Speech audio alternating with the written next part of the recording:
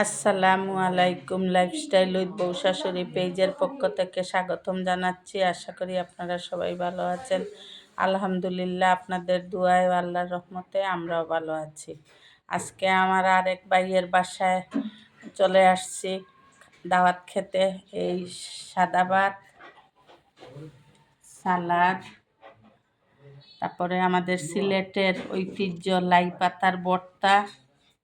কে কে লাই পাতা চিনেন কমেন্টসের মাধ্যমে জানাবেন।